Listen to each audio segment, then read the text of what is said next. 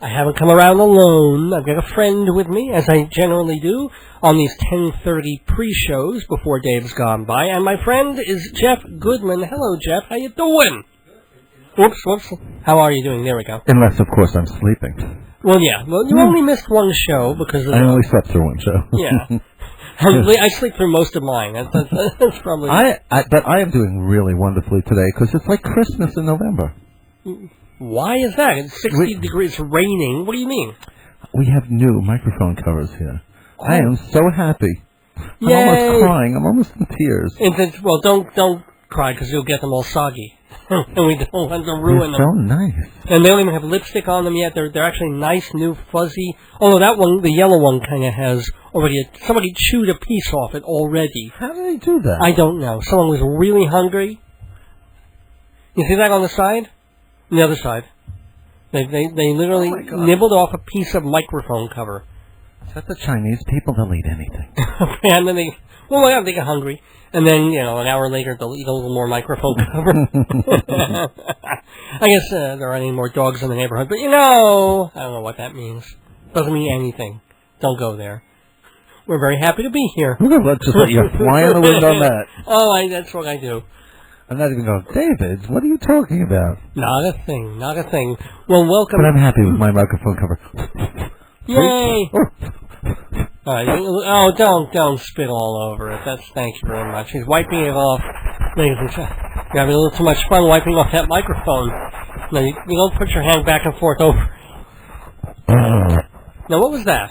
I don't even know what that was. Me neither. Ladies and gentlemen, as you can see... also some microphone humor tonight. All right, go for it.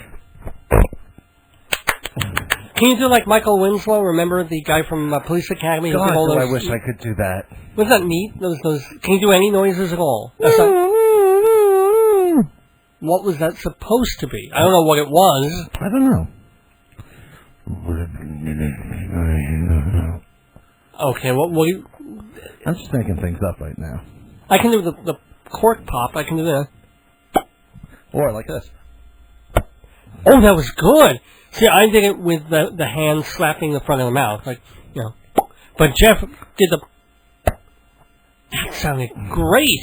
When you're literally popping the thumb out of your mouth. Where'd you learn that? I'm not sure. In a bar. And it wasn't a thumb. It was my third grade teacher who taught me that. I don't know. And both his hands were over his head. I don't know. I know. That was the same year I learned to gargle. Oh, I'm not going there. What was that? I don't know. Something like Alka-Seltzer hitting the bottom of a stomach. No. No. Oh, that's phonetic punctuation. That's Victor Borga. And he said... That wasn't a good one. Will you put your microphone thing back on? There we go. I like to be a stand-up comic. Thank you very much. Yeah, but it sounds very weird when you're that close to the mic. You're really very, It's a test tone. Yeah, aren't you so glad you tuned into this half hour of programming, ladies and gentlemen, on WGBB-AM 1240. I'm Dave Lefkowitz. This is my co-host, Jeff Goodman. And this is why we don't give Jeff a microphone every day.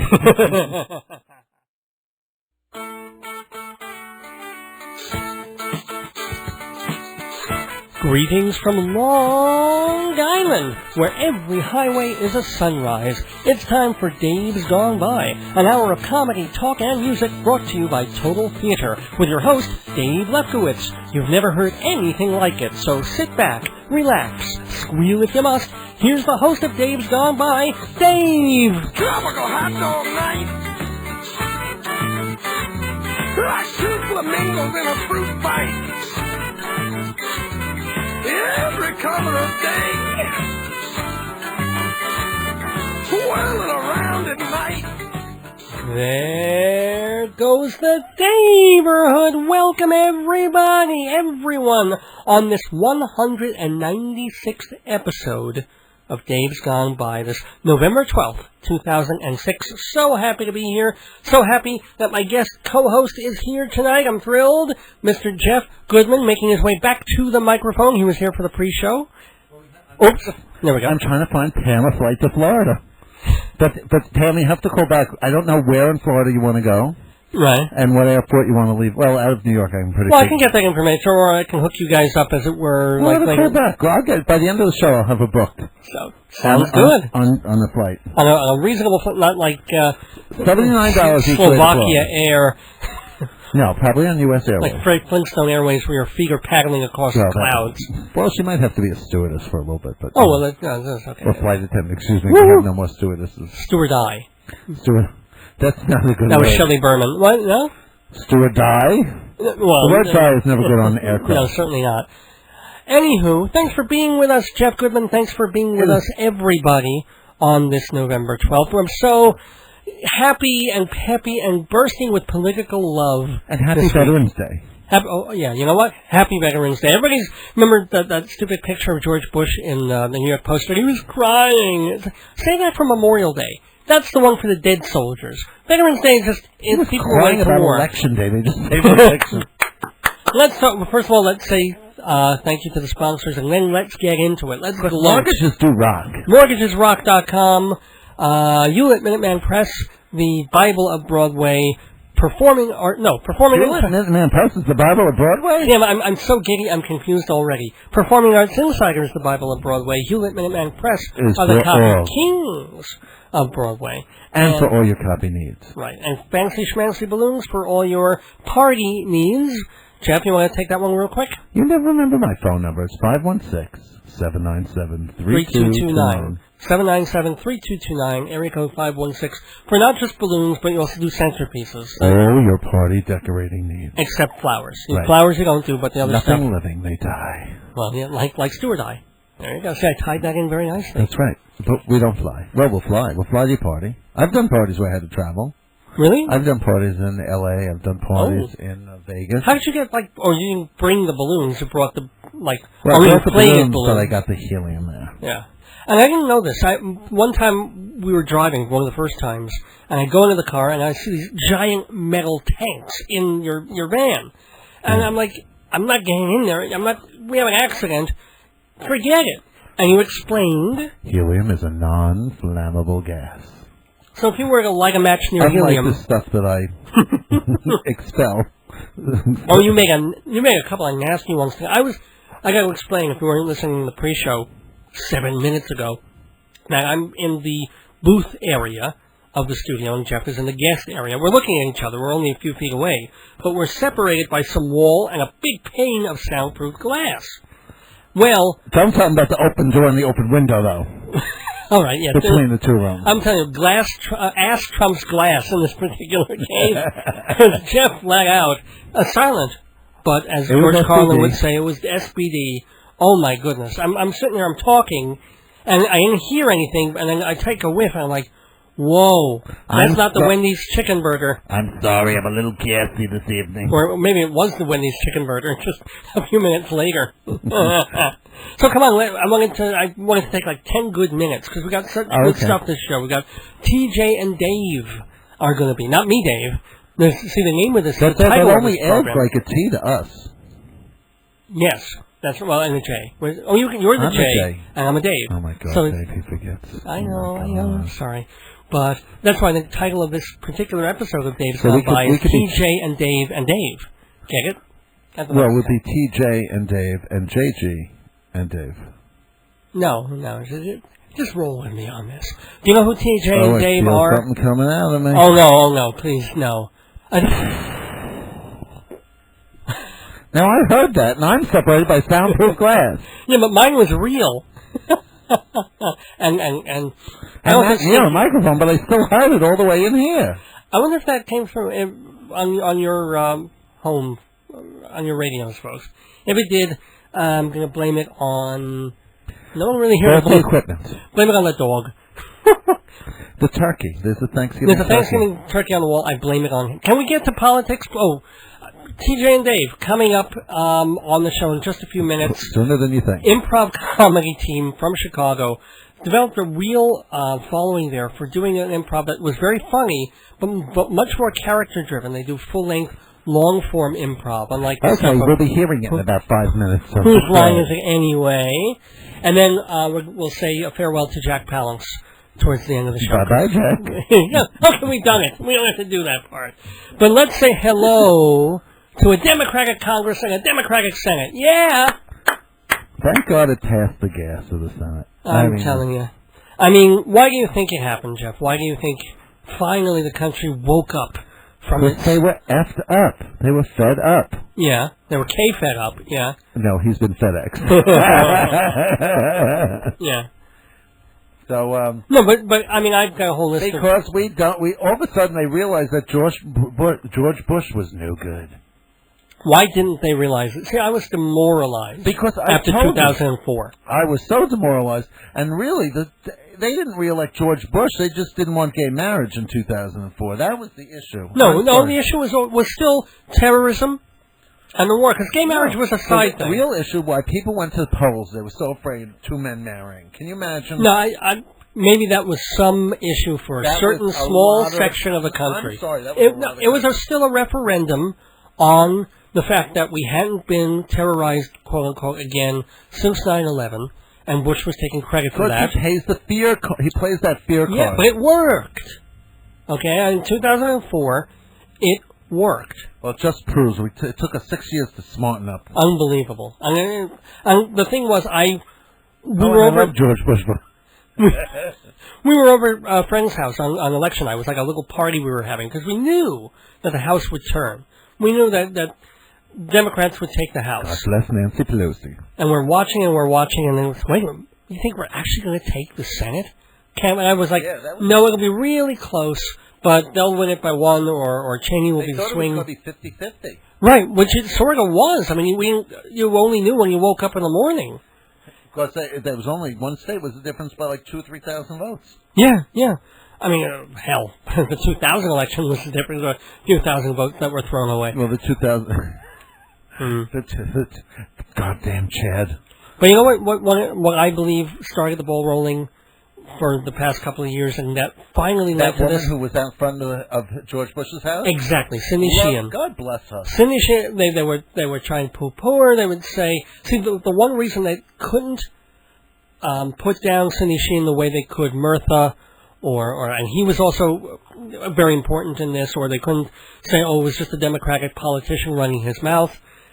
Whatever the media could say about her, the right wing or the Republican media could say about her, they could not deny the fact that her son was dead. They couldn't deny the fact that he went to Iraq, he got killed, and we learned that Iraq, we were brought there under false pretenses, and the president knew it, and so her camping out and her doing that, I mean, yeah, they make fun of her. I hope she runs for an office and gets it. Well, like Carolyn McCarthy from the Long Island Railroad shooting thing, yeah.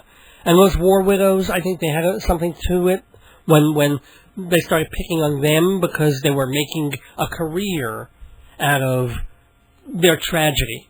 And it's because they were on speaking engagement and paid for such. Like, please. So what? Like Bush isn't paid for fear-mongering? Yeah, and he killed 3,000 people almost, you know. He'll be paid $100,000 a night to go speak somewhere. Yeah. As all presidents are. You know, that's what Bill Clinton makes. Yeah. So, it was those two. It was Sheehan and then Murtha piling that on, being sort of lone guns at that time. I tell you, they were really, and they would send the police out to Sheehan and, you know, outside his ranch. Oof. Well, yeah, it backfired eventually. Everybody thought it would be a backlash against her, but they never could get a full backlash. Because you looked at her and she said she lost her kid. How do you get mad at her? And then I think also finally all the other stuff caught up. I mean, the war isn't per se affecting any of us unless we know someone who has one of the 2,800 dead. Honestly, or we honestly don't give a crap about 100 and something thousand Iraqis dead. No one does. It's not as if the war is directly affecting anybody at all. But what is it now? It's initially to start the war, they asked for $80 billion out of the Treasury. They're now saying that so far, you know how much has been spent apparently, Jeff? I have no idea. They're saying, and this is a non-partisan congressional thing that's tallying up the numbers, so it isn't like the Democrats saying X, Y, and Z. Take a guess. How much is already? How much did we start out with? Well, they asked for $80 billion. So what is it, like 116 billion now? Try again. 400 billion? Close. 340. Wow. Spent, as of already. And they're saying it could go up to $1 trillion if we don't get the hell out of there. We still don't have, like, the body armor for the troops and stuff. Yeah, right. It's like, where is this money going to? And Halliburton, perhaps? And where did I read somewhere just the other day that someone said, well, okay, yes, we're spending $100 billion, but did you know that this country's per capita growth thing is $13 trillion a year or something like that? And I'm like, that's still, if we spend $1 trillion, that's 1/13 of our entire economy is going towards. And plus, by the way, do we have a balanced budget like we did under Clinton? No. Do we have health care? No. But our deficit's going up because why shouldn't the grandchildren pay for it? Yeah, right, exactly. And again, if it were Iran or even Pakistan, I think it'd be a different story. But I mean, I think America finally realized. If we were fighting the terrorists, it would be one thing. We're real terrorists. But we're actually fighting a war that was lost, and he was trying to clear his father's name. Mm-hmm. That was the irony that people finally caught on. The one country, one of the few countries in the Arab world that wanted to see the religious extremists put down was Saddam Hussein, because he hated those people as much as we. His life was as capitalistic and sybaritic, as anyone who's. What does sybaritic mean? Living in a sybarite sort of fashion of being completely amoral and having anything you want anytime you want. Are you a sybarite? I wish I had the money to be. I would be. Lying on pillows, having women feed me grapes. Well, sometimes my wife feeds me grapes. Or she makes me go bring her grapes. And and ice cream and breakfast. Love you, honey. Anywho. Nipples. Thank you. That was a little pre-show reference there. Thank you very much, Jeff. So anyway, and of course it's the economy. I mean, you play the stock market a lot, so for you in some ways it's been a good period. But for everybody else, the stock market does not reflect what they're making, what they're paying at the pumps for oil, gas prices. Let's not forget that. Gas prices are down. Oil prices are very far. They just went up this week. Gas prices are down from where they had been in the summer. Oil goes up to $75 a gallon. The gas price went up to that's $3, almost $3. Yeah, over $3. Okay, and then the oil prices went down from 85 to Well, no, 70 something. 75. Yeah. I'm sorry. It hit 57, and we only lost 50 cents a gallon. Surprise! And this is with all the politicians forcing it down so they get reelected. Remember, if they had forced it back to $1.50, they might have made some headway to where people remembered it for years ago. But to force it back down to $2.30 when it had been $1.70, just a few, didn't work. Too bad. We won. I'm feeling so my favorite thing is Nancy Pelosi's after, what is it called? Those dog-eared things, the stuff that's inserted into the budgets. Into bills that they, the port. Well, sort of the port. But it's called something like dog-eared. I mean, they ought to be called leeches because they're hanger-on things that just suck the blood. Well, what they do is they put them in these bills, and you don't even have to say who's. It's like done anonymously. Wow. And it's put in bills. It's like bills that are hundreds of pages long. It's stuffed on page 80. A couple million for this, $500,000 for that, and they don't even have a congressman or a senator's name on it. And that's what Pelosi's trying to get rid of. Well, God, as she said, she's got this plan not for the first 100 days, but for the first 100 hours in office to try and do something. So if they can, they're going to do this wonderful new things from the 1940s called raise the minimum wage. That's one of her first things. Hallelujah. I mean, really. The federal minimum wage. I mean, it's still a states' rights issue at the moment, but at least there can be. I mean, there is a federal, and then states can raise it higher if they want to. Do you know how much the minimum wage is? Well, is it still $5.70 or something? It's unbelievable. I know. I know very well. Working at this radio station, I know very well what minimum wage is. No, that's slave labor.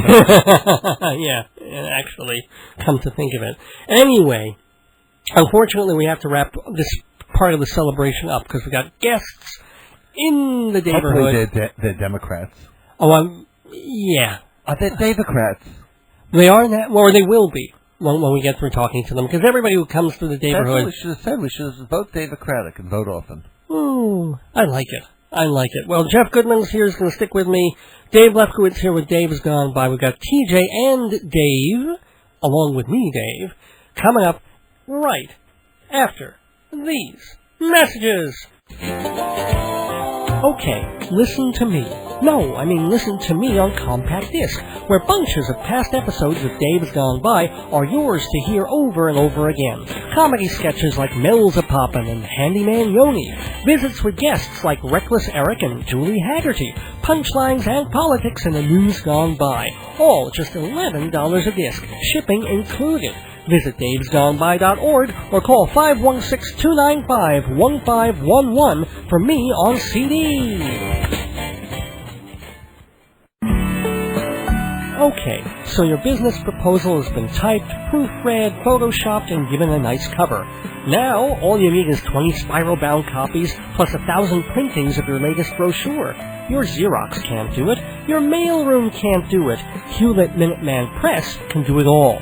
Your one-stop printing shop, Minuteman, 1315 Broadway in Hewlett.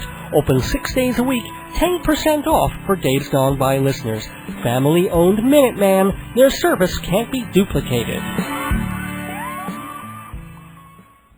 Welcome back to Dave's Gone By, and going to have a lot of fun here tonight because I don't know if we've ever had any real improv people on the show. I've had singers and actors and a professional whistler, God help me, and an opera fanatic, but not folks who really got on the ledge and the limb and the edge to go out there, no script per se, nothing but just their wits about them and some suggestions. And so, who knows where this will go? And we'll do maybe a little bit of improv, but also some talking with TJ and Dave. Now, TJ Jagodowski and David Pasquesi are generally Chicago performers, but they're in New York for a while because they've got a new show here that they're doing off-Broadway. So, going to talk to them about it, and they'll talk to me about it. TJ and Dave, which is the name of their thingy. Welcome. Thank you very much, Thank you, Dave. And is that what you've named your thingy? It is. It's called, my thingy has a different name, but the show that we're doing is called TJ and Dave. It's Dave Jr., isn't it? Yeah, there. Thank you. So what is TJ and Dave? How is it different from, say, Whose Line Is It Anyway, even before it sucked with Jim Carrey? Even the British one? Well, the British one was great, yeah. It's complete. This is a long-form two-man evening. We have no suggestions, and we just start improvising, and where it's going to go, we have absolutely no idea.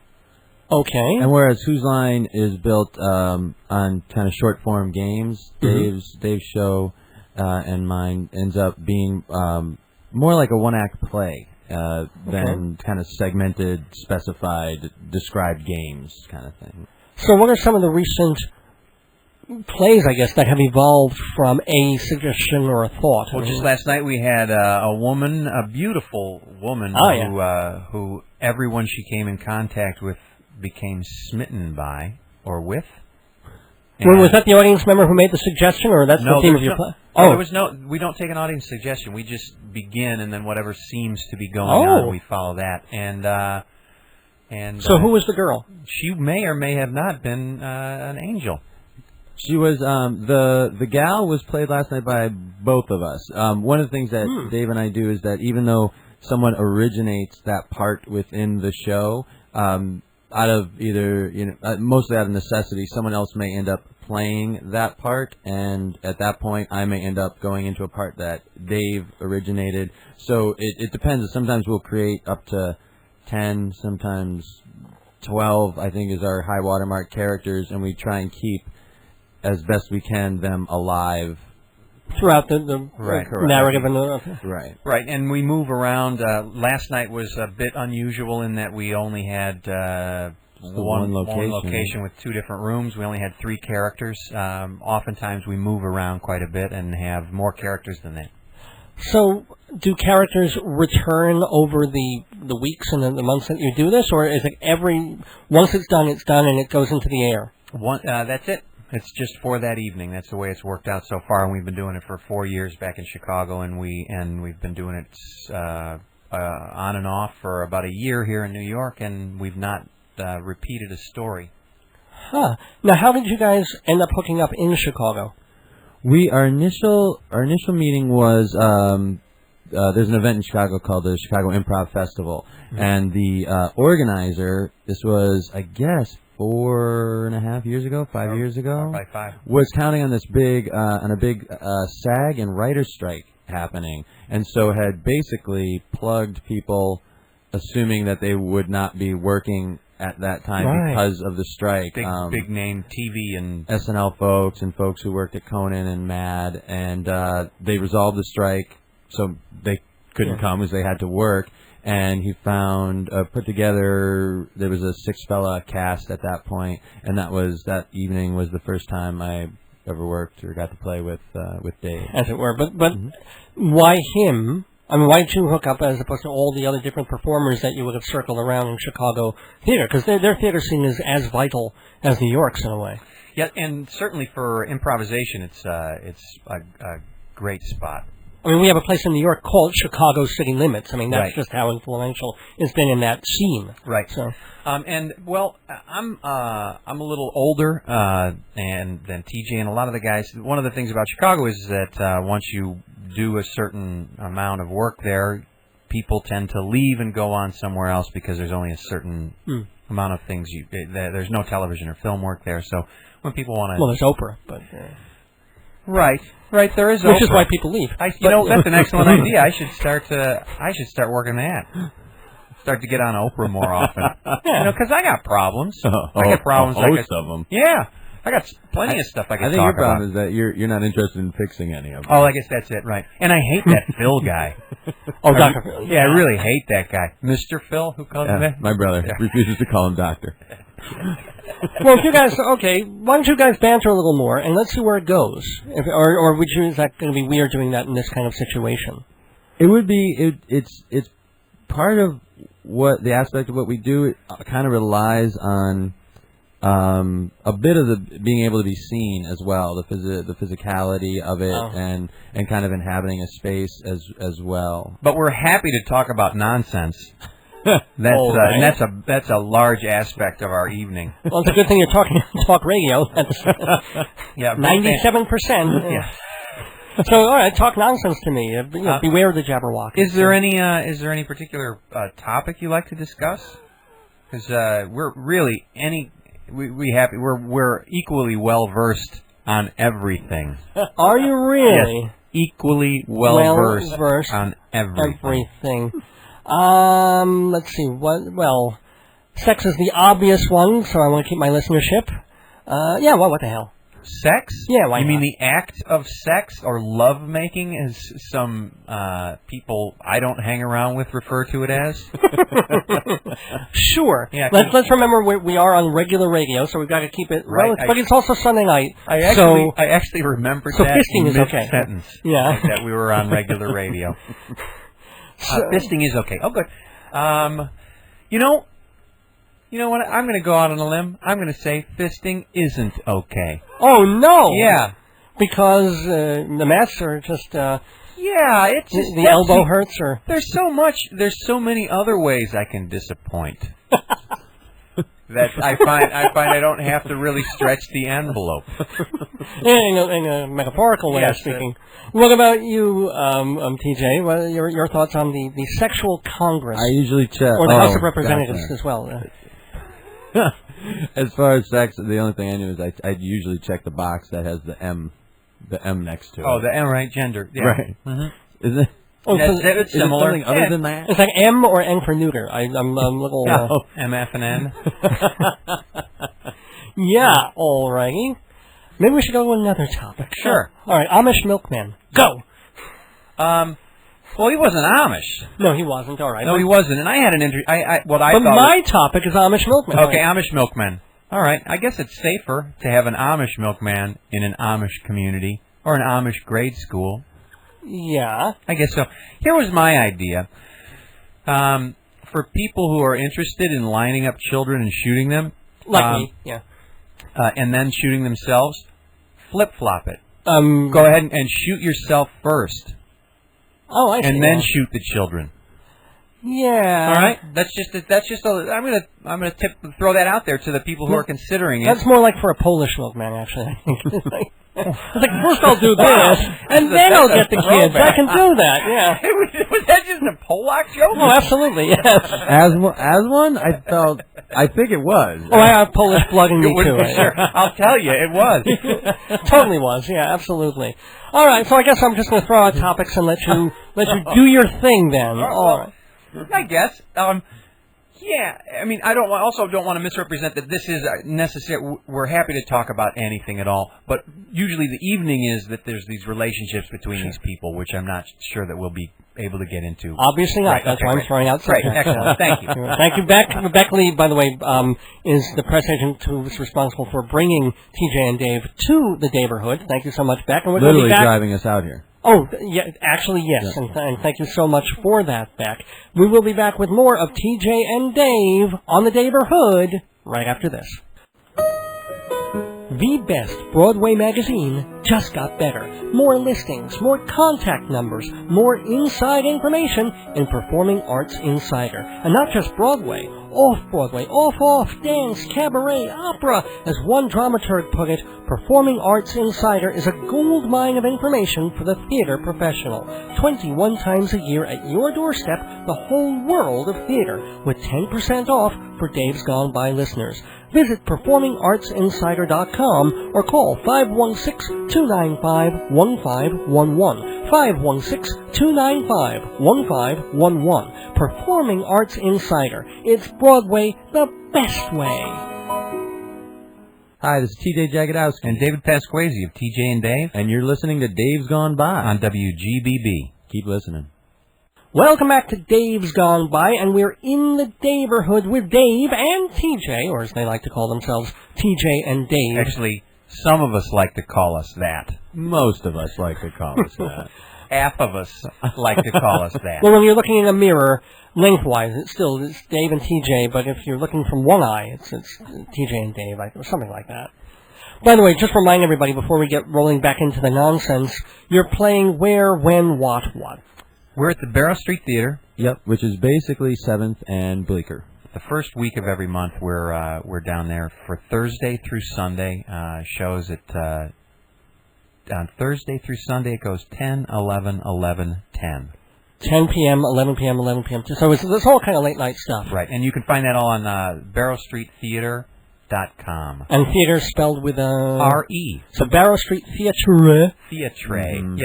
.com. So let's talk a little bit about the theater. What were like the first shows that you guys ever saw of live performance? Oh, I remember I'm not. Well, I guess it would have been live performance. It was Live New Girls at the Showtime. With my dad on my dad's lap. Well, you were on your dad's lap for a while, and then he asked me to leave for some reason. Yeah, I don't know. I think one of the first ones was with school. I went and saw Glass Menagerie in the Round. Yeah. But one of the most influential ones, there was two of them. They were both at the Wisdom Bridge Theater in Chicago, which is now defunct. But they did The Belly and the Beast with William Peterson, which was phenomenal. And then Hamlet, they did also this tremendous Hamlet with Aidan Quinn and Del Close was in it. Good heavens. And what about you? I didn't see much straight this theater is TJ talking, yeah. You saw a lot of gay theater, basically. Almost exclusively, and that pretty much turned me off of theater, so I went into improvising. Speaking of, sorry. And then I did see Second City, and that was... Was that a revelation? Yeah, well, just that was kind of available and an option, and I got involved in some workshops, and then I really got hooked. I'd never been on stage myself until I was out of college. Huh. And was it a dare, or me. Yeah, or did you really? That first time you got on stage, you were prepared to what was the situation for both of you? I was in a class. Oh. I went to class with my brother who was in law school at the time and just wanted to take improv classes, and I, at my mom's insistence, I went with him. Okay. And then you ended up being the one getting hooked. Right. And I read this book by Jeff Sweet called Something Wonderful Right Away. Jeff's been on the show. He's a great guy. Real cool dude. And And that had a huge influence on me as well. And I find, my teacher at the time was mentioned in the book, and it was, I'd never realized that was a possibility for somebody to spend their time doing. And what about you, TJ?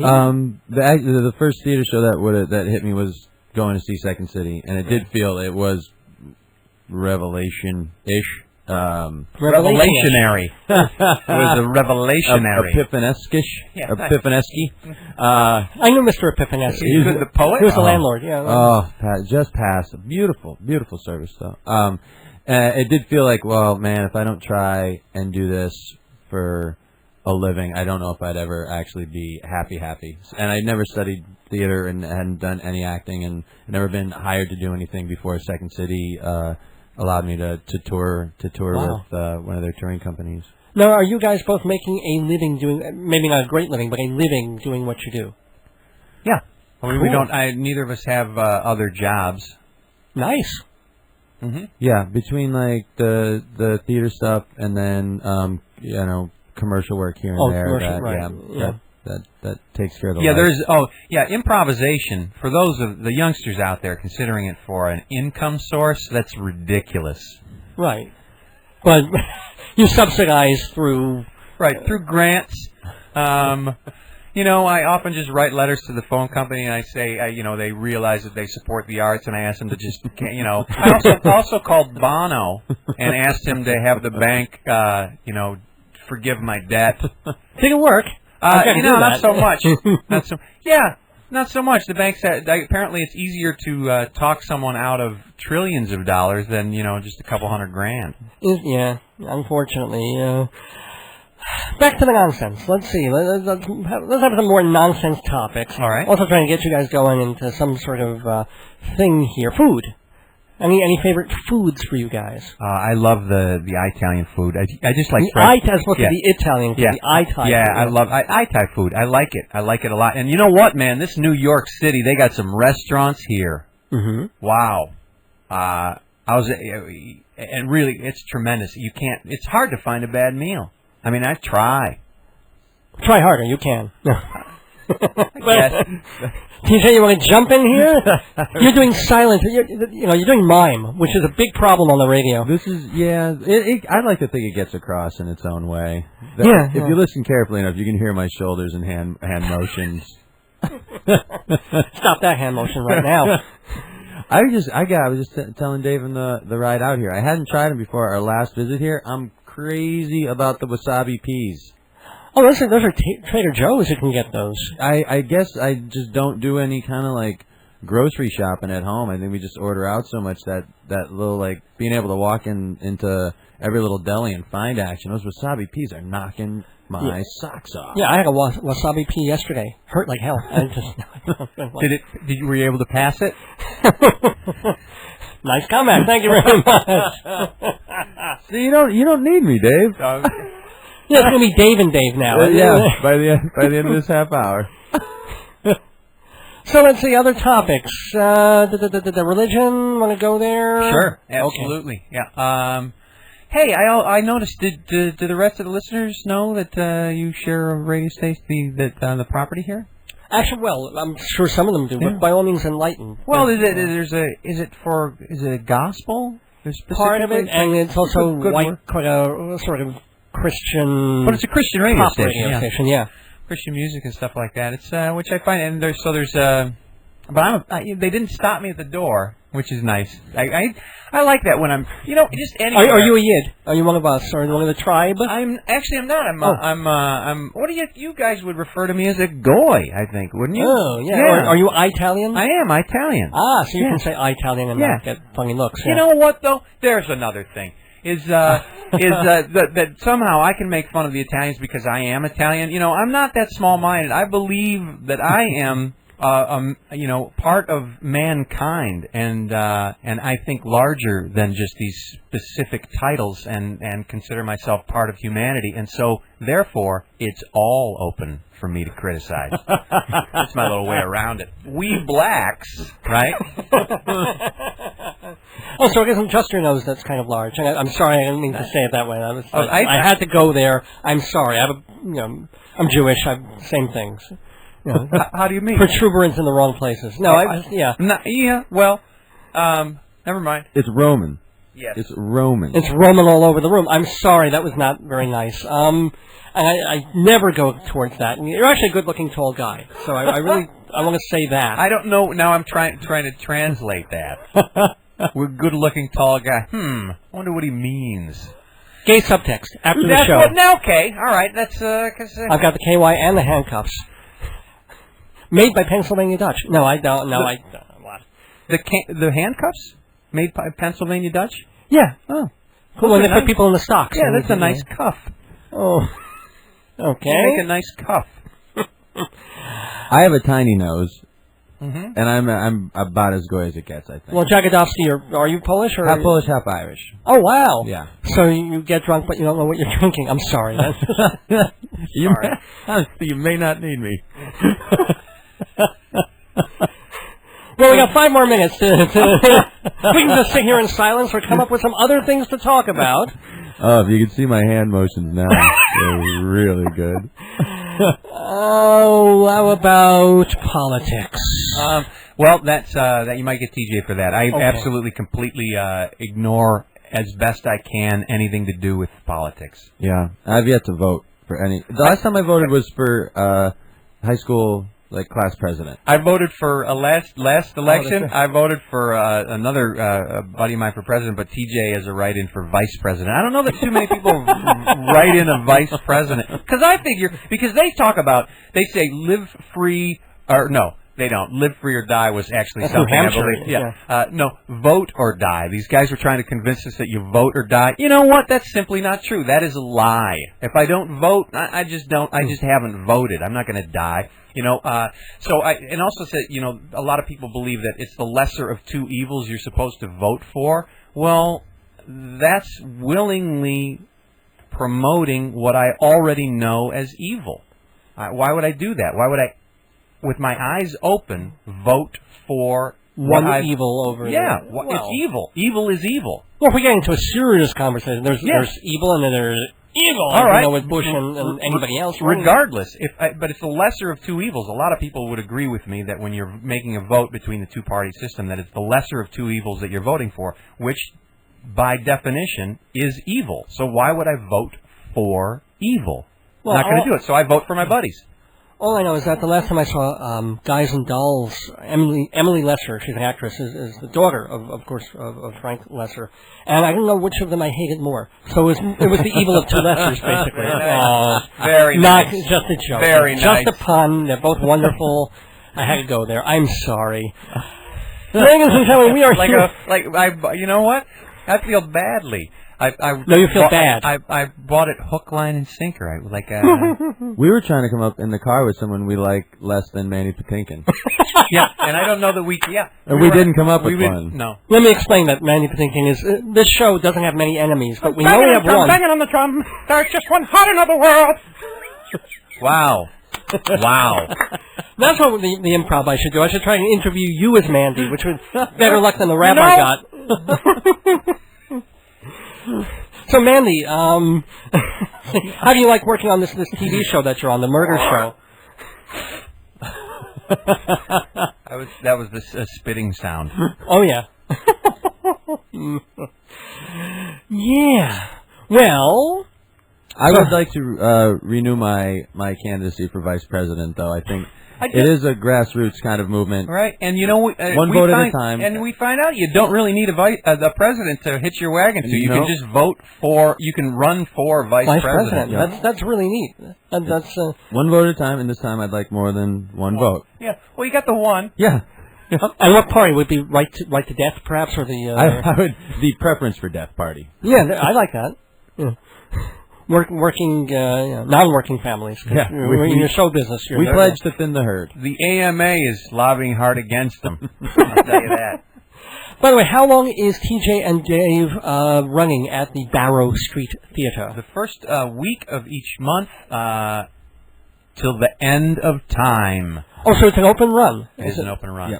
Knock wood. So going to have the crowds from good. Our next shows available will be the November shows, which are the second to the 5th. And then we'll definitely be back again December 7th to the 10th. So do you go back and forth to Chicago, or you guys? Yes, we do. Oh, cool. Even when we come in, we do a show in Chicago on Wednesdays and do our show in New York Thursday through Sunday. Nice. Yeah, we have a great.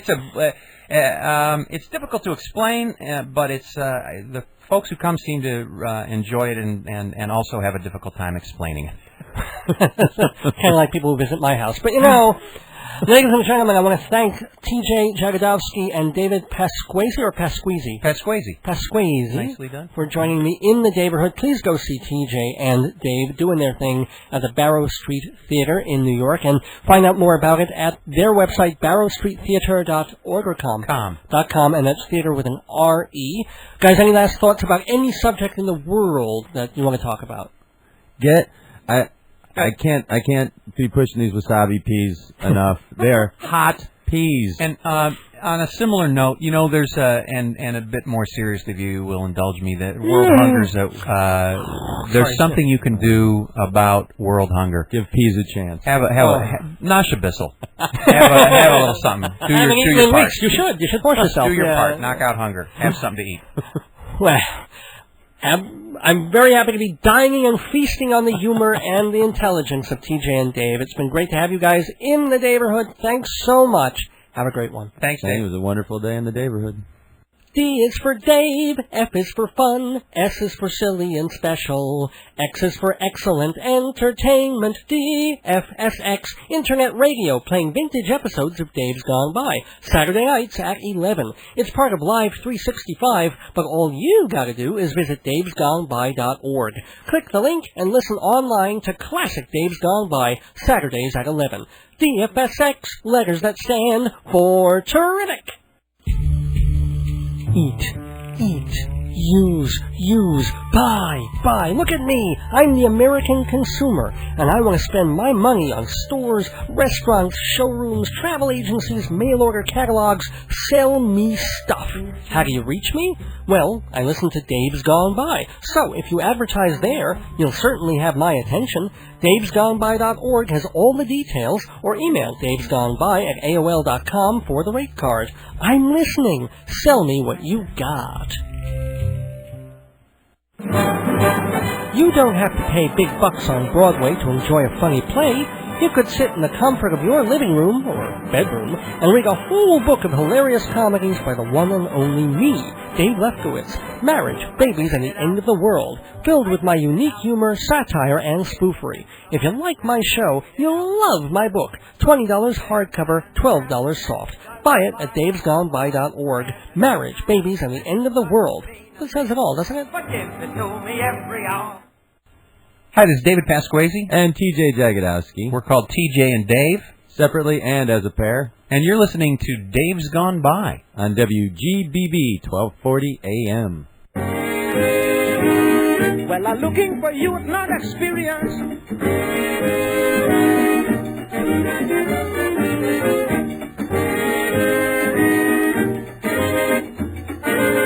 Drinking in the nightclub with my bosom friend who come down to spend the weekend. When I look back, who you think I see but one of my family?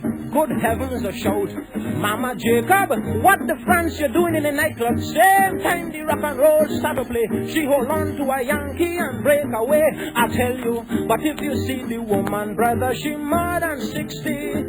And I'm sure, without any doubt, she could be me granny. Still she walking bout at night with she face like Jack Palance. Go to France, step aside and give the sparrow a chance. You know I'm looking for youth, not experience. Yes, indeed. We are getting more and more experience in radio here, having a fine experience with TJ and Dave in the neighborhood on this Dave's Gone By with my good friend and co-host Jeff Goodman this week. How you doing, Jeff, again? And, Hello. We just heard, actually a clip, a cutting of The Mighty Sparrow, the Calypso Master, not from even his own album. This is a very weird thing. Van Dyke Parks is a very nutty guy. And he put out a CD called... That's a very nutty beard. Called Discover America. Well, yeah, actually he did. Or he probably still does. Probably had a Van Dyke.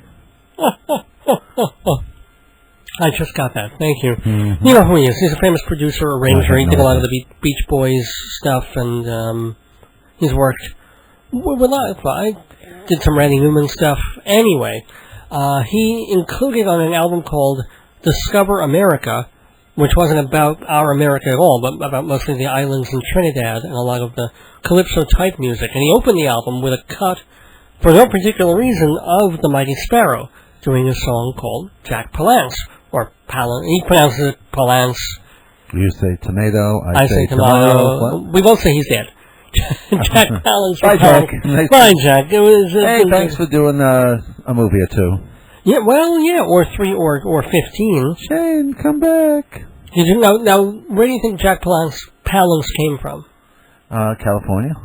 Before then. His mother. But nicely done. You know, guess his country. Look at his face and think of his country of origin. He could pass for Eskimo, but no. Turkmenistan. Good enough. Ukrainian. Really? Yeah, he was born Walter Jack Palahniuk. He make movie. USA? In 1919, he was born. Oh no, excuse me. He wasn't born in the Ukraine. His parents were Ukrainian, so he's of strong Ukrainian stock. But he was born in Pennsylvania, cold country, and died this past week at the age of 87. Doing a push-up, I understand. No, he wasn't doing a push-up. Explain the whole push-up thing in case people don't remember. When he won an Oscar for City Slickers, he was so thrilled. He wanted to prove everyone he was still young enough to do movies, so he started to do push-ups on the stage of the Oscars. And that's what killed him. Yes. You know, that was actually 14 years ago at this point. It was 1992 that he won an Oscar for City Slickers. And he outlived Bruno Kirby. Yeah, isn't that weird? Yeah. I don't know. That City Slickers was a movie Bruno Kirby didn't like, and then he and Billy Crystal had a big fight about it. Right, yeah. And Billy Crystal was seen sneaking away from Bruno Kirby's house one night with a can of rat poison. I blame it all on Billy Crystal. I think he's killing his City Slickers co-stars right now. Who else was in that? Was Meg Ryan in that? No. Who was in that with poor him? Meg Ryan, doomed to die. Like her career. No, I don't know what that means. And you know, that wasn't... Who's got mail? Jack Palance's only... You know, he won 2 previous Oscars in 1952 for a movie called Sudden Fear. And then in 1953, 1 year later, he won another Best Supporting Actor Oscar for... What else? You know. You mentioned it off mic before. Shane. He wasn't Shane. He was the bad guy, and a memorable one at that. And he also won an Emmy Award for doing the TV version of Requiem for a Heavyweight. So, I mean, you look at him and you thought, oh, just bad guy and limited, but he won a lot of awards, and he admitted that the most famous quote in all the obituaries is where he said, quote, "Most of the stuff I do is garbage." You know, he went right out there. Just said, it's Hollywood. Most of it is crap. He didn't want to live in Hollywood, so he moved away for a while. In fact, he was in Switzerland for many years, and then came back just when the money ran out. And he was going to be on that crap fest for New Year's Eve. Oh, yeah, no? Well, we can still have him. He'll just be really quiet now. And we need Jennifer Love Hewitt to bring him back.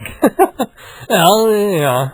Have a joke there. Can we do some psychic work on the New Year's Eve show? Sure, we can do anything we want if we get the time. But that's what we should have, New Year's Psychic Eve. Well, Dick Clark might be dead by then, so maybe we can bring him back. We can bring back these... No, that's what we should do, is we can predict the future, and we can tell people's fortune on the air. What we can do is try to contact the non-working side of Dick Clark's face. What? Oh, I'm sorry. I apologize to the whole world for that. But one of the odd things about Jack... I mean, I keep bringing it back to Jack Palance, because, God damn it, the guy's dead. City Slicker shouldn't have been that big a surprise, because then the fact that he was doing a comedy in the early years when he was winning all those Oscars, he was appearing on television right and left on things like the Steve Allen Show and all these variety programs. Didn't he do Batman? Did he? You mean the TV show Batman? No. No, I don't know. Did you know that on Broadway... Yes, I'm very bright, so I know. He replaced none other. Marlon Brando. You did know that. Oh my God! Yeah, in the Streetcar. I just thought he'd be good in that. He was a replacement for Brando. What happened was he was a replacement in the Road Company, the understudy for Anthony Quinn. And when he did that for a while, they brought him to Broadway. So you were shocked that I knew things, huh? Well, I thought that was if that was a guess, that was a darn good guess. And so, just the one cool thing about him was I had no idea, by the way. I did just... You just guessed. Pulled it out of air. Kind of like the farts we've been making all night. Mm-hmm. I got the fan going on, by the way, so I'm You got the fanny going on? I can smell. No, the fan, I know. The fan's blowing. Anywho, the running theme in Jack Palance's life was really discussed with commercialism. You know, he knew that a lot of the films he was doing was just for money. He moved away from the Hollywood lifestyle for a while. Bought a ranch near L.A. And I think the motto of Jack Palance's life was that you can have it all and reject it all, but you have to have it all first. You can't really reject it before you've enjoyed it and gotten it and tucked some of it away, you know? Yes. Yes. I know, because I have it all. No, I was going to... Every Sunday with Dave. Woohoo! But... My life is so full on Sundays from 11 to 12. And the rest of the time, just... It's dead. Crawl into your balloon coffin and... I'm telling you. Smeared. No, but actually, on an actual serious note, I'm going to shock you. Now, I've known this for about an hour or two. I didn't want to tell you because I wanted to just get your real, actual reaction, Jeff. Another death, and it's not someone anybody else would know but the two people really necessarily in this room. Who? And I have no idea this was but I thought we'd take a couple of minutes and talk about it. This is actually a shock, and I'm not kidding. Who? Just because, respected Broadway publicist Bob Fennell has died at the age of 48. No. Yeah.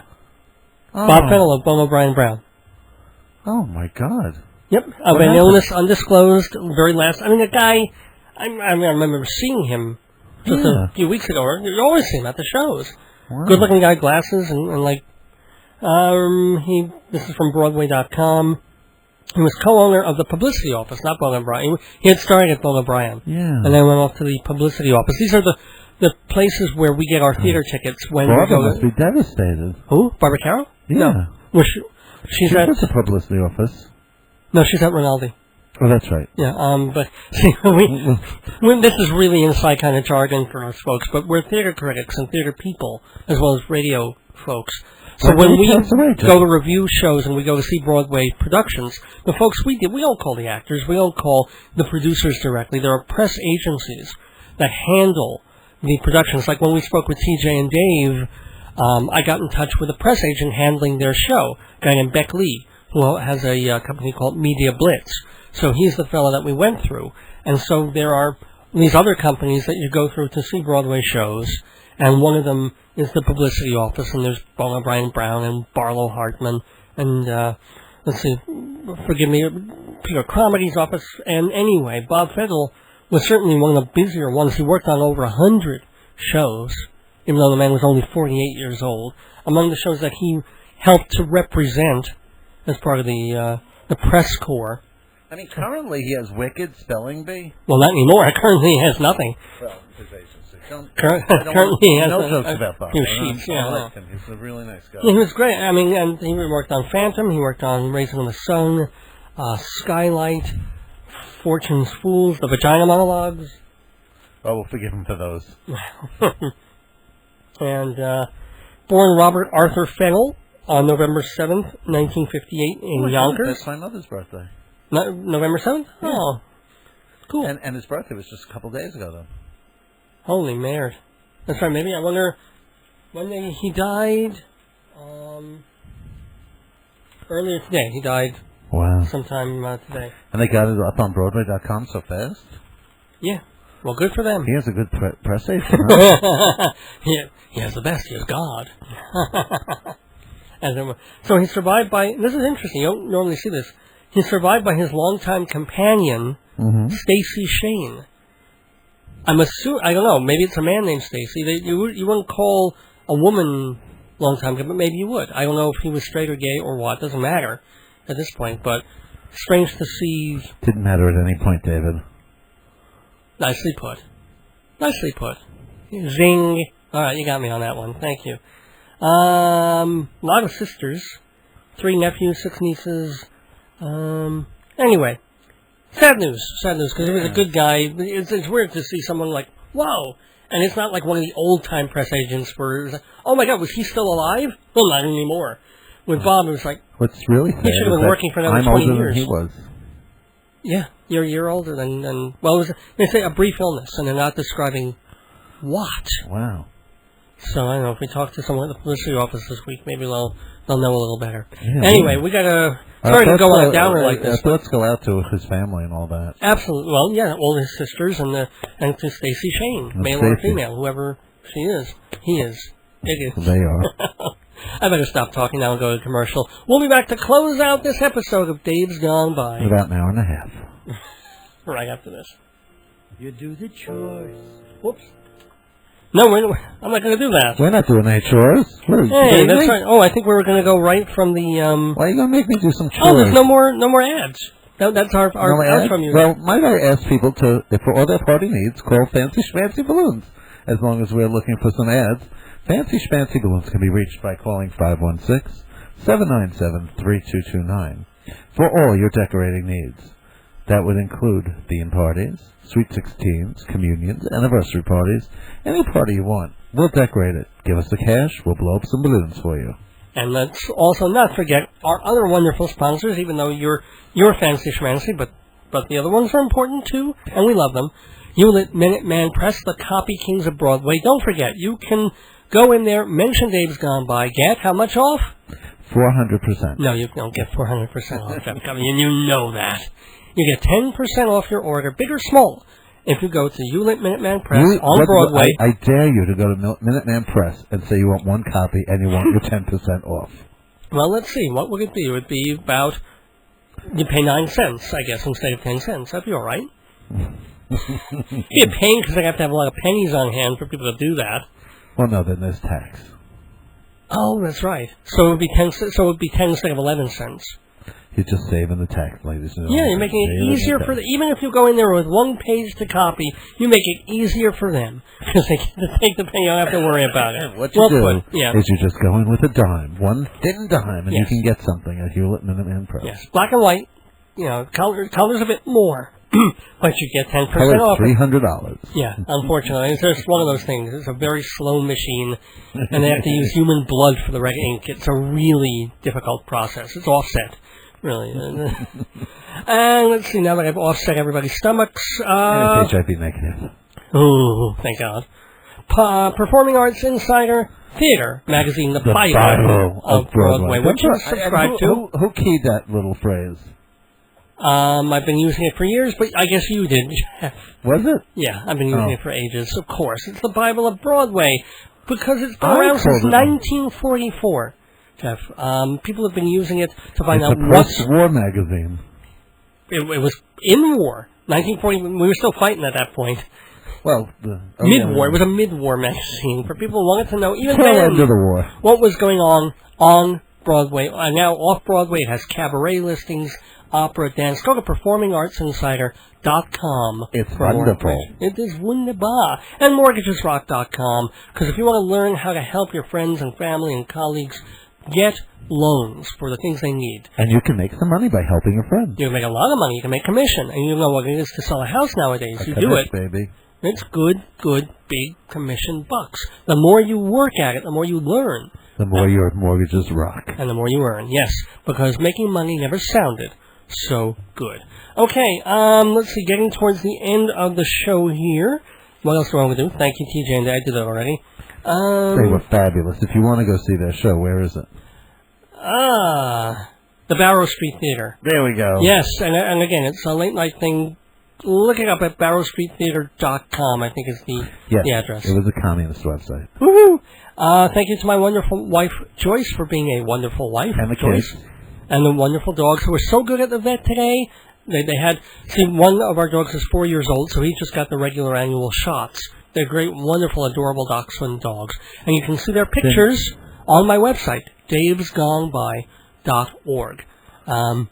You can also see a bunch of pictures of me, but I think you'd rather look at the dogs. What? You have an organic website. How is that? Org. Oh, org. Well, I don't show my organ on it. Although for Am I on a lot of money, website? I don't think you are. You ought to be. We have some really good, funny head shots together. That actually I should probably put up there. I have a couple of selected nudes, too. I don't know if our website page is big enough. No, I'm kidding. I kid. Thank you. A little humor. Quite long. Sorry. Well, thank you. My nudes, not yours. Well, no news is good news. Like, anywho.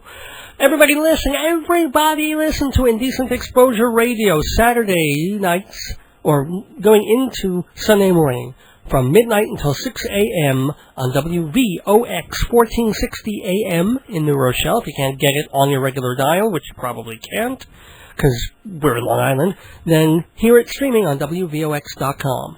And personally, I'd like to wish everyone a happy Thanksgiving, because I will not be with you next week. Neither will I. I was going to get to that in a moment or two, after I also remind people to listen to Vic Fusco, Swing City Vic, Sunday nights at 9 on this station. How about a psychic friend? Yes, Joyce Keller at 11 o'clock on Wednesday nights, also on WGBB. Let's invite Joyce for New Year's. Let's invite Joyce for New Year's so she can psychically really predict the future. That would be neat. Not my wife Joyce, but Joyce Keller, who's on Wednesdays I was at 11. psychically inviting your wife Joyce, too. Yes. Love her. I psychotically invite her. I'm more psychotic than psychic. Well, yeah, that's just me. And let's see, catch a vintage episode of Dave's Gone By Thursday nights. DFX Radio? DFX Radio? DFSX, you got it. DFSX. Oh, DFSX. I always thought it was... Oh, no, it's not DFX. DFSX. D is for Dave, F is for fun, S is for silly and special. You heard the commercial. X is for excellent entertainment. DFSX. But you'll have to remember that, Jeff. Just go to davesgoneby.org. It'll bring you. There's a link that'll bring you to DFSX Radio where you can hear. So computer savvy. I know. My orgs, my comms, my bizzes, my RUs, my DKs. Do you net? Sometimes. Sometimes I even come. That's only if you orgasm. Oh, good. We're already into gospel time. Just the right moment for that. Thank you. And yes, gospel all night, by the way, till the morning from midnight until 6 a.m. The gospel people, I'm sure, will be here pretty soon, but until they're here, Jeff and I are going to have some more fun. We'll talk to you, and don't get upset at us, please. No, just turn your radio off for about 5 more minutes, and they'll be back. Don't listen to us, because we honestly know that Jesus loves you. He does. We've been told by Pam. We just like to make fun of everything. Everything under the sun. Let's talk about Muhammad for a little while. Let me just get through with we have stuff. more? Yeah, we got more. More stuff? I can first finish off telling people Thursday nights and Saturday nights they can hear a Vintage Dave by going to my website, davesgoneby.org, which brings them to the link to DFSX Radio, which is on Live 365. Okay. Right. Also... Let's thank your parents for listening. Thank you, Mom and Dad, if they're listening. I think by now they're... And thank you, cousins. Why should I be thanking... I love my cousins, but why should I be thanking them? Thank my aunt. Okay, thank you, Aunt Phyllis in San Jose, who's invited me for Thanksgiving, which is the reason why I'm not coming. All right, so let's go there. Okay. And I'll see my cousin Janice and my cousin Bruce. Mazel. Okay. I actually have a cousin Brucey. You have a cousin Bruce? Yes, I do. All right. Remember cousin Bruce He's very attractive. He's a very attractive man. He has spawned an actual model. My second cousin, his child, is a model with the Ford modeling agency. He's an Abercrombie and Fitch boy. Really? Yeah. Cool. See, there are attractive people in my family, just on my side. Yeah. If I were a Ford model, they'd have me stand behind the Ford so you couldn't see me. I'm the F. I'm the before pictures. Anywho, what else? So, and yes, we should tell people Dave's Gone By won't be on. Well, there might be a repeat, but it won't be a live show next week. Absolutely great repeat because I'll be on it. Possibly. Better be. We'll see. Might be an older one. I don't know. I don't know if they're going to play a repeat. Can't you pick one? Not necessarily. I'm not going to be here, so I don't know. Can't you give them a tape and say, "Look, this has Jeff in it. It's great." I may do that because I won't physically be here to do that, will I? Well, I would have had to have brought it in today to do that. Why didn't you do that? I didn't think of it. Then we got old shows here that they can pick and choose from 2-3 years ago. But they don't care. But I'm not on those. Well, maybe you're on one or two of them. If there's one here with you when we're talking about the theater from 2003. Oh, yeah, people really want to hear that. Let's hear about Confessions of a Nightingale. Confessions, yes. Confessions. Hey, by the way, I wanted to also remind people that they can listen to even more of me by going to WUSB.FM, where I took part in their recent radiothon. They had a Robin Hitchcock music special that lasted about 8 hours. I love Robin Hitchcock. You don't even know who he is, Dave, do you? You really had enough of you right now. Oh, yeah, so you say something more interesting. Okay, if you want to know about sex. Well, can I at least tell them how they can hear about me doing a lot of talking on the Robin Hitchcock? Oh, yeah, because that's one thing they want now. After an hour of you, they want to hear more of you. Well, if you do, go to WUSB.FM. I don't know if they've broken out that segment yet, but they're going to take the Robin Hitchcock marathon, put it up there so you can listen to the whole thing all year long. Dave, I heard they're going to have that over and over on a loop, 24 hours a day. That's why I'm begged them. Yeah. Dave was on it. Well, my God, we have to play that for 6 weeks in a row. Well, no, the funny thing was I wasn't really supposed to be that involved in it. I was going to help out, get on the mic a couple of minutes, and then play a song or two of Robin Hitchcock, and that was it. It wasn't my gig. Of course, he got on the microphone and wouldn't shut up. Would not shut, because the guy there was a little bit not like the most comfortable, even though he's been there for a while. He was good, and he had a wonderful selection of music. But when we actually came to pitching, like you do in a marathon and like you do in a pledge week, he was really kind of reticent. So, of course, they put me in front of a mic, and I'm like, okay, everybody, let's give you were his deaf at that point? Pretty much. Yeah, after a while, you could not pull me away. We just went on and on, begging people to call. And they wouldn't, and so it's this vicious cycle where they would call. No one's listening to you. So even while I'm on another radio station, nobody listens.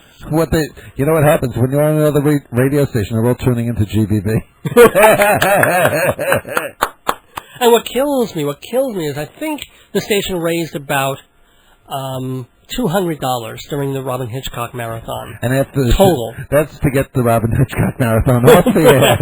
2 days or a week later, they did an Elvis Costello marathon, which I was not involved with. $4,000. $2,000. I'm like, damn. And we had an interview with Hitchcock and everything. I was like, oh man, I was just so bummed because I really try hard. But anyway, so we have the gospel people there here. We have gospelality. Yay. All right, I've been handed a CD called Kiera Kiki Sheared. No making fun of gospel music. All right, I'm not making just the name. Track one of Kiera Kiki Sheared. So we could and if you've ever had your Kiki sheared, you know how painful Stop it. We gotta go, ladies and gentlemen. We gotta go. Just telling you, everybody, stick around for the next couple of weeks. Even though I won't be here next week, we will be back in 2 weeks. Great guests coming up. Ray Jessel. A singer-songwriter. Georgie Jessel's daughter. No, but he wrote the musical Baker Street, and he's doing cabaret now in his 70s. Just started being a performer. It's a really big show. Also, the guy who edits the crossword puzzles for Newsday. Some pretty interesting. How big a loser do you have to be to get that job? Anywho, I'll be back in 2 weeks. Jeff will be back in a couple of weeks. No, I'll be back in 2 weeks. You'll be back on the 26th? Oh, no, I'll be back the week after. No. Say goodbye. Well, no, don't say goodbye, Jeff. Yeah, I'm not going to be back for November, so everyone have a lovely Thanksgiving. Really, yes. As a matter of fact, right, I'll see you, I think, after Thanksgiving as well. On the 25th? Thanksgiving 26th. I'll be back live in 2 weeks on November. And Thanksgiving is the 23rd. Yes, okay, thank you. So don't eat too much turkey. That has tryptophan. It will make you sleepy. What's wrong with that? Then you won't get the pumpkin pie. Well, you can wake up and have it. Ooh. I will be back live in 2 weeks, Sunday, November 26th, with the 197th edition of Dave's Gone By. Until then, don't miss your days going by. This is Dave Lefkowitz wishing you good night. Great election returns. And Jeff will be back in 3 weeks to Gone By. Here's Ray Jessel. You do the chores, put the trash out, change your light bulb, change the sheets, pick the clothes off the floor, the dishwasher, run it, just as you've done it 1,000 times before. You do the shopping, get the car washed, catch a movie, read a book, watch the news, watch the game. What's really strange is when your whole world changes, how so much stays the same. Life goes on. I have my small routines. I check the mail, straighten the magazines. Yes, life goes on without you, but doesn't mean a thing. A cold, wintry dance with not a chance of spring. The days go by, I have my work to do.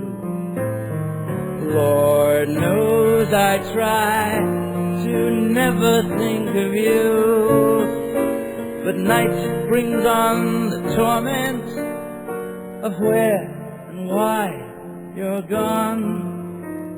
How bitter the pill, but heartaches don't kill, and somehow life still goes on.